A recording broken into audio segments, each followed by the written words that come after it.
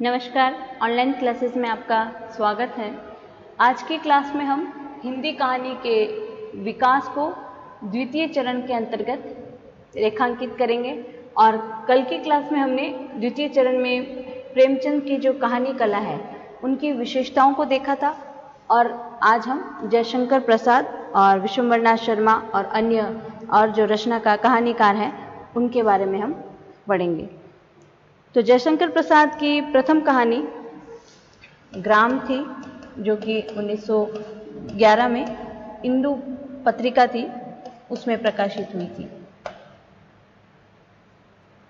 और जीवन पर्यंत उन्होंने 69 कहानियां लिखी थी। प्रसाद की कहानियों की विशिष्टता उनके पात्रों के अंतर्द्वंद का उद्घाटन करना और उनकी काव्यात्मक अभिव्यक्ति और कहानी के मार्मिक अंत में निहित है। तो कविता और नाटक का शिल्प कभी कहानी में प्रमुख हो उठता है और उसकी संरचना में व्यवधान ला देता है। तो प्रसाद की कहानियों में वस्तुगत वैविध्य बिल्कुल नहीं हो, ऐसा नहीं है। उनकी जो कहानी है पुरस्कार और दासी और गुंडा, इन कहानियों में इतिहास का प्रयोग किया गया है, जबकि मछुआ बड़ा और छोटा जादूगर इसमें सामाजिक विषमता को उभारा गया है। अधिकतर कहानियों में कथा सूत्र की जो क्षीणता है वो दिखाई देती है, लेकिन इनकी जो कहानी है दासी और सालवती, इन कहानियों में अनावश्यकता बिल्कुल भी नहीं है। तो भावुकता की स्फीति कहानी को प्रतिघातित करती है। इन दोषों के होते हुए भी प्रसाद की जो कथन भंगिमा है और जो चारित्रिक सृष्टि है वो कहानियों को अविस्मरणीय बना देती है। तो प्रसाद का जो शिल्प है वो ग्राम कहानी से लेकर के सालवती तक एक समान रहा और इसका अनुकरण नहीं हो पाया। इनकी जो शैली है उसमें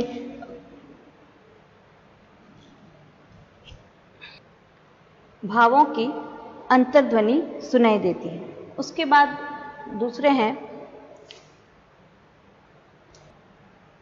विशंबरनाथ कौशिक का जो जन्म है वो 1891 में हुआ और इनकी मृत्यु 1946 में हुई थी। तो उर्दू से हिंदी में आने वाले प्रेमचंद युगीन कहानीकार हैं ये। उनकी प्रथम कहानी रक्षाबंधन 1913 में प्रकाशित हुई और विचारधारा की दृष्टि से कौशिक प्रेमचंद की परंपरा में आते हैं। उन्होंने समाज सुधार को कहानी का लक्ष्य बनाया। उनकी कहानियों की शैली अत्यंत सरस, सरल और रोचक है। उनकी हास्य और विनोद से भरी कहानियां जैसे चांद, दुबे जी की चिट्ठियां प्रमुख हैं और उन्होंने लगभग 300 कहानियां लिखी, जो कल्प मंदिर, जो कि कल्प मंदिर और चित्रशाला इन जो संग्रह है उसमें संकलित है। उसके बाद है आचार्य चतुरसेन शास्त्री। इन्होंने अपनी कहानियों में सामाजिक परिस्थितियों का चित्रण किया है। उनकी कहानियों के संग्रह रजकण, अक्षत आदि प्रकाशित हुए हैं और उनकी प्रमुख कहानियों में दुखुआ में कासे कहूं मोरी सजनी और दे खुदा की राह पर भिक्षुराज, ककड़ी की कीमत, ये विशेष रूप से उल्लेखनीय हैं। प्रेमचंद युगीन कहानीकारों में मात्र 3 कहानी लिखकर के ख्याति प्राप्त करने वाले चंद्रधर शर्मा गुलेरी हैं। हिंदी कहानी साहित्य में इनका बहुत ऊंचा स्थान है। उनकी प्रथम कहानी उसने कहा था 1915 में प्रकाशित हुई थी, जो अपने ढंग की अनूठी रचना है। इसमें किशोरावस्था के प्रेमांकुर का विकास त्याग और बलिदान से ओतप्रोत पवित्र भावना के रूप में किया गया है। कहानी का अंत गंभीर और शोकप्रद होते हुए भी इसमें हास्य और व्यंग्य का समन्वय इस ढंग से किया गया है कि उसमें मूल स्थायी भाव को कोई ठेस नहीं पहुंचती है। तो विभिन्न दृश्यों के चित्रण में सजीवता, घटनाओं के आयोजन में स्वाभाविकता और शैली की जो रोचकता है, सभी विशेषताएं एक से बढ़कर एक है। तो कहानी की प्रथम पंक्ति ही पाठक के हृदय को पकड़ कर बैठ जाती है और जब तक पूरी कहानी को वह पढ़ नहीं लेता है वह उसे नहीं छोड़ पाता है। तो जिसने एक बार कहानी पढ़ ली वह उसने कहा था वाक्य को आजीवन नहीं भुला सकता। तो भाव, विचार, शिल्प और शैली सभी दृष्टियों से यह एक अमर कहानी कही जा सकती है। तो और इनकी जो दूसरी कहानी है वो है सुखमय जीवन।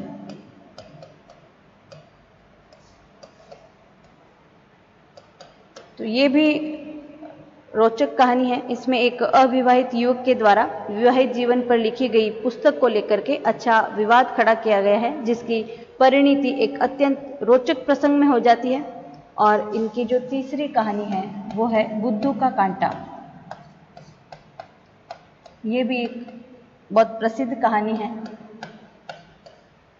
ठीक है, उसके बाद है पंडित बद्रीनाथ भट्ट, जिनका उपनाम है सुदर्शन। तो इनका जन्म 1896 में हुआ था और कहानी कला में इनका महत्व कौशिक के समान ही स्वीकार किया गया है। इनकी प्रथम कहानी हार की जीत सरस्वती पत्रिका में प्रकाशित हुई थी। तब से अनेक कहानी संग्रह इनके प्रकाशित हो चुके हैं, जैसे सुदर्शन सुधा, सुदर्शन सुमन, तीर्थ यात्रा, पुष्पलता, गल्प मंजरी, सुप्रभात, नगीना, चार कहानियां और पनघट। तो उन्होंने अपनी कहानियों में भावनाओं और मनोवृत्तियों का चित्रण अत्यंत सरल और रोचक शैली में किया है। फिर है पांडे बेचैन शर्मा उग्र। तो इनका हिंदी कहानी जगत में प्रवेश 1922 ईस्वी में हुआ था। तो उग्र की उग्रता को परिलक्षित आलोचकों ने उन्हें उल्कापात, धूमकेतु, तूफान और बवंडर आदि नामों से इनको विभूषित किया। तो इसी से इनकी जो विद्रोह प्रवृत्ति है उसका अनुमान हम लगा सकते हैं। जिसको ऐसी ऐसी उपमाएं या उपाधियां मिली हो, उनकी कहानी कला कैसी होगी, तो इसका अनुमान हम लगा सकते हैं। तो उनकी कहानियों में विभत्स और कुरूपता को भी स्थान मिल गया, लेकिन उग्र का जो उद्देश्य है जीवन की कुरूपता का प्रचार करना नहीं था, अपितु कुरूपता का समूल अंत करना था। तो उनके कहानी संग्रह हैं दोजख आग, चिंगारियां और सन की अमीर, ये प्रकाशित हुई हैं। उसके बाद है ज्वालादत्त शर्मा। इन्होंने बहुत कम कहानियां लिखी, लेकिन हिंदी जगत ने उनका अच्छा स्वागत किया। उनकी कहानियों में भाग्य चक्र और अनाथ बालिका प्रमुख रूप से उल्लेखनीय हैं। तो इन कहानीकारों के अलावा द्वितीय चरण के अन्य कहानीकार हैं रामकृष्ण दास और विनोद शंकर व्यास। इनके नाम भी उल्लेखनीय रहे हैं द्वितीय चरण में। अब है तृतीय चरण। तो हिंदी कहानी का तृतीय चरण जैनेन्द्र के आगमन से आरंभ होता है और इसकी जो समय सीमा है वो 1936 से 1955 तक मानी गई है। तो तृतीय चरण की कहानियों को 3 वर्गों में विभाजित किया जा सकता है। एक व्यक्ति, दूसरे समाज सापेक्ष और तीसरे व्यक्ति सत्य और समष्टि सत्य। तो व्यक्ति जो वर्ग है उसमें सत्य का उद्घाटन मनोवैज्ञानिक धारणाओं के संदर्भ में करने वाली कहानियां हैं, जिनका प्रतिनिधित्व किया है जैनेन्द्र, अज्ञेय, इलाचंद्र जोशी, भगवती प्रसाद वाजपेयी और पहाड़ी, ये कहानीकार हैं। दूसरे वर्ग में समाज सापेक्ष में इस वर्ग की जो कहानियां हैं उनका समाज सापेक्ष प्रश्नों से संबंध है। इस वर्ग के प्रमुख कहानीकार हैं यशपाल, राघे रांगव, भैरव प्रसाद गुप्त, पांडे बेचैन शर्मा, उग्र और अमृत राय। और जो तीसरे हैं इस वर्ग में कहानीकार आते हैं जो व्यक्ति सत्य और समष्टि सत्य दोनों को सुविधा अनुसार अपनी कहानियों का आधार बनाते हैं। इसमें है उपेंद्रनाथ अश्क और भगवती चरण वर्मा। ठीक है,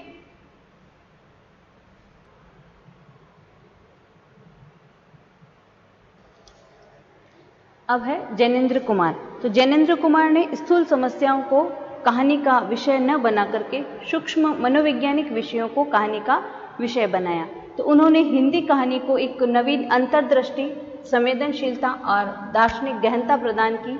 सामान्य मानव की सामान्य परिस्थितियों को न लेकर के उन्होंने असामान्य मानव की असामान्य परिस्थितियों से प्रभावित मानसिक क्रियाओं का व्यापक रूप में विश्लेषण किया। उनका दृष्टिकोण समष्टिगत न होकर के व्यक्तिगत था और भौतिकवाद की अपेक्षा आध्यात्मिकवाद था। तो उनके पास विषय सामग्री का अभाव दिखाई देता है, इसलिए प्रत्येक रचना में एक ही तथ्य का वर्णन करते हुए वे दिखाई पड़ते हैं। तो घटनाओं की अपेक्षा उन्होंने चरित्र चित्रण और शैली को अधिक महत्व दिया है। तो इनकी कहानियों के संग्रह हैं वातायन, स्पर्धा, पांजेब, फांसी, एक रात, जयसंधी, दो चिड़िया आदि। उसके बाद है जनार्दन प्रसाद झा, जिनका उपनाम है द्विज। इन्होंने अपनी कहानियों में करुण रस की अभिव्यक्ति मौलिक ढंग से की है। उनके कहानी संग्रह किसलय, मृदुल और मधुमयी प्रकाशित हुए हैं। इनकी कहानियों में मार्मिकता का हृदयग्राही रूप मिलता है, तो इसलिए उनकी कहानियों का स्थान अत्यधिक ऊंचा है। उसके बाद है चंडी प्रसाद हरदेश। इनका जो उपनाम है वो हरदेश नाम है। हरदेश नाम से वो रचना करते हैं। चंडी प्रसाद हरदेश का जो दृष्टिकोण है वो आदर्शवादी था। उनकी कहानियों में सेवा, त्याग, बलिदान और आत्मशुद्धि, इनकी उच्च भावनाओं का चित्रण मिलता है। उनमें भावुकता की प्रधानता है और उनकी जो कहानी संग्रह है उनमें नंदन निकुंज, वनमाला आदि नाम से वो प्रकाशित हुए हैं। उसके बाद है गोविंद वल्लभ पंत।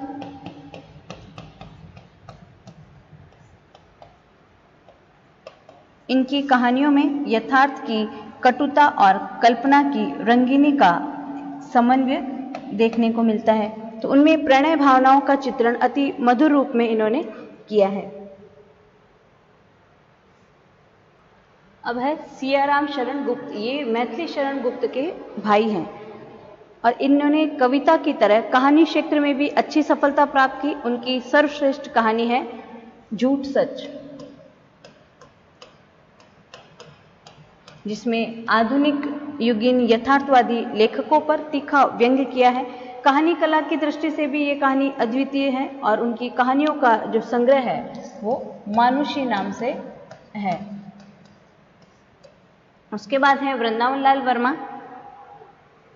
इन्होंने कहानी की अपेक्षा उपन्यास के क्षेत्र में अधिक प्रसिद्धि प्राप्त की और उनकी कहानियों में भी कल्पना और इतिहास का समन्वय दिखाई देता है।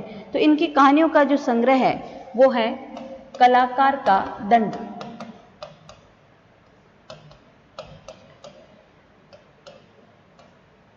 तो वर्मा की शैली में सरलता और स्वाभाविकता होती है। उसके बाद है अज्ञेय, सच्चिदानंद हीरानंद वात्स्यायन अज्ञेय। तो अज्ञेय की कहानियां अभिजात्य बौद्धिकता द्वारा लिखी गई मनोवैज्ञानिक कहानियां हैं।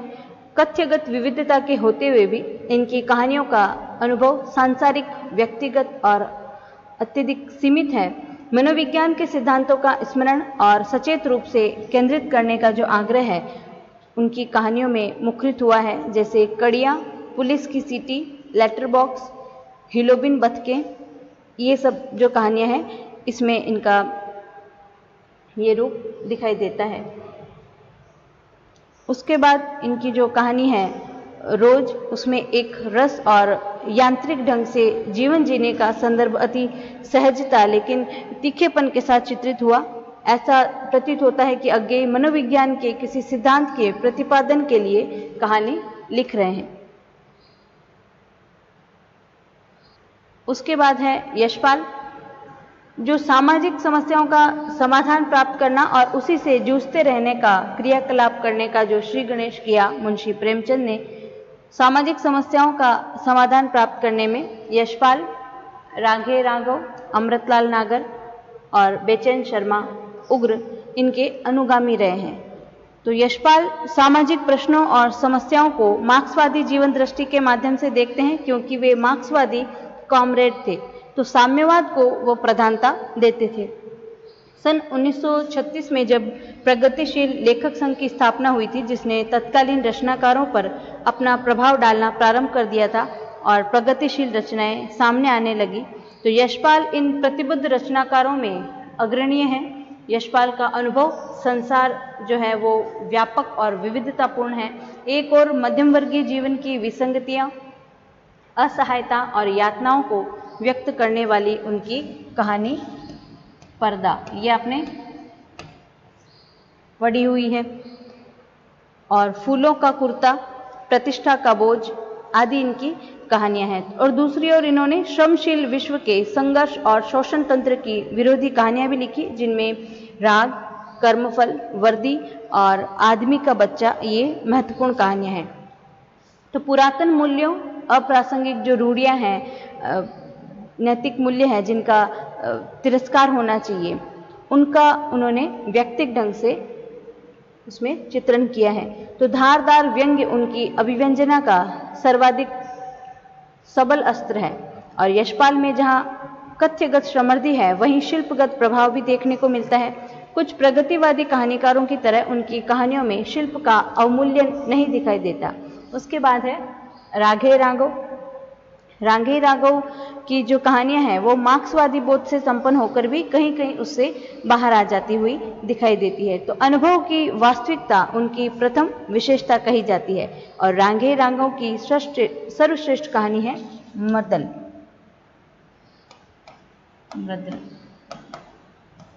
ठीक है। उसके बाद है बेचैन शर्मा, उग्र।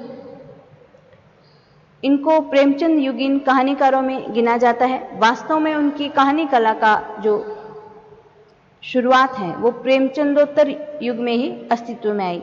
तो वे घोषित मार्क्सवादी तो नहीं थे, लेकिन सामाजिक विसंगतियों को उधेड़ने में वे प्रगतिशीलता का परिचय देते हैं। कला का पुरस्कार, ऐसी होली खेलो लाल, उसकी माँ आदि उनकी श्रेष्ठ कहानियां हैं। तो उपेंद्रनाथ अश्क, उनको न तो प्रगतिवादी कहानीकार कहा जा सकता है, न ही व्यक्तिवादी। तो रामदरस मिश्र ने उनके संबंध में कहा कि अश्क के मार्क्सवादी दृष्टिकोण को लेकर के कहानी लिखने वालों को प्रगतिशील कोटि में उन्होंने रखा। तो अपनी संवेदना के दृष्टिकोण से वे प्रगतिशील कथा चेतना से स्पष्ट अलगाव रखते हैं। उनके भाषा शिल्प पर प्रेमचंद का गहन प्रभाव दिखाई पड़ता है। एक और अश्क ने डाची और कांडा का तेली जैसी चुस्त प्रभावशाली कहानियां लिखी है। और वहीं दूसरी ओर इन्होंने एम्बेसडर और बेबसी जैसी समस्या प्रधान कहानियां लिखी। और उनकी कहानियों पर टिप्पणी करते हुए ऋषिकेश ने लिखा कि वह इतनी सपाट और आत्मीय है कि पढ़कर चिंता नहीं होती, न खेद होता है, न आश्चर्य होता है, न जिज्ञासा होती है, न ही व्योमोह होता है। केवल तरल अनुभूति देने वाली अश्क की कहानियां अन्वेषण तो करती है, अन्वेषक नहीं बनाती, और पाठक के सामने आत्मनिर्णय का संचार नहीं करती। तो उपेंद्रनाथ अश्क की बहुत सी कहानियों पर यह टिप्पणी सटीक बैठती है। उसके बाद है भगवती चरण वर्मा। तो भगवती बाबू अपनी व्यंग्यात्मक कहानियों के लिए सदैव चर्चा का विषय बने रहे हैं। उनको प्रतिष्ठित करने में प्रायश्चित, दो बांके,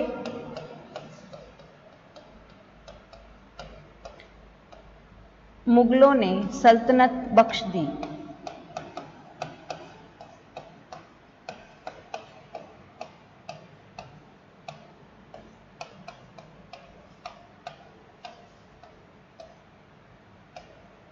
ये जो कहानियां हैं उनका विशेष योगदान रहा है। किंतु मोर्चाबंदी संग्रह की जो कहानियां हैं उनको वह सहायक सिद्ध हुई। इन कहानीकारों के अलावा मनोवैज्ञानिक कहानीकारों में भगवती प्रसाद वाजपेयी,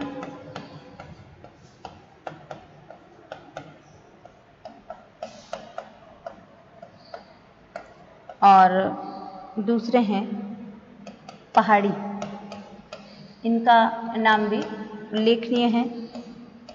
प्रगतिवादी कहानीकारों में भैरव प्रसाद गुप्त भी हैं,